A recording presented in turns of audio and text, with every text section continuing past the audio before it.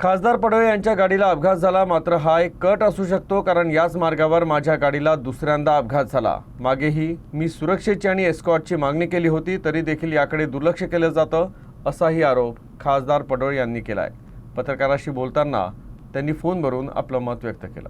नेमकं घडलं मला सांगू शकाल का? काय नाही, ट्रकवाल्यानं मारलं आणि चालला गेला तो. अच्छा. आणि तुम्ही फेसबुक पोस्ट केली त्यात असं लिहिलं की याच रोडवर तिसऱ्यांदा अपघात झालाय, तर तुम्ही असं काही कट वगैरे असल्याची काही हो, तो शक्यता? दुसऱ्यांदा. हा हा. याच्यापूर्वी पण झाला होता ना आपला ऍक्सिडेंट. मागच्या अधिवेशन संपल्याच्या नंतर मी आलो होतो ही गाडी, बरोबर. तेव्हा झाला होता जे नागपूर रोडवरच. आणि अच्छा. दुसरा आहे. तर काही असं कट वगैरे असं काही? आपण वारंवार आमचा अधिकाऱ्याला लिहितो का सिक्युरिटी पाहिजे, नाहीतर एस्कॉर्टची गाडी पाहिजे.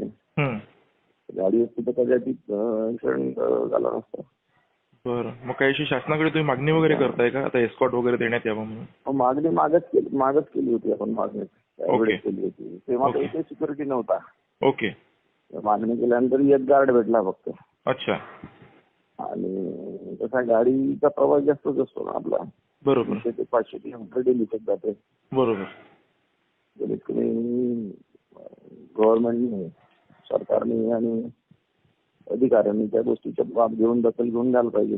बरोबर बरोबर बरोबर. कारण आम्ही नक्षलाईट एरियामध्ये जातो तिथं पण देत नाही ते. स्वतः देत नाही. आणि माझा जरा 2 दिवसा पहिले सर्किट हाऊसला आग लागली होती, तिथंही मी फसलो होतो. अरे बापरे. कार्यकर्त्यांची बैठकीच्या संबंधाने. अच्छा. कधी मनामध्ये विचार झाला घातपात तर नाही. जाऊ दे, सुदैवानं काही झालं नाही, ते महत्वाचं आहे. त्यांच्या आशीर्वादानं काही झालं नाही.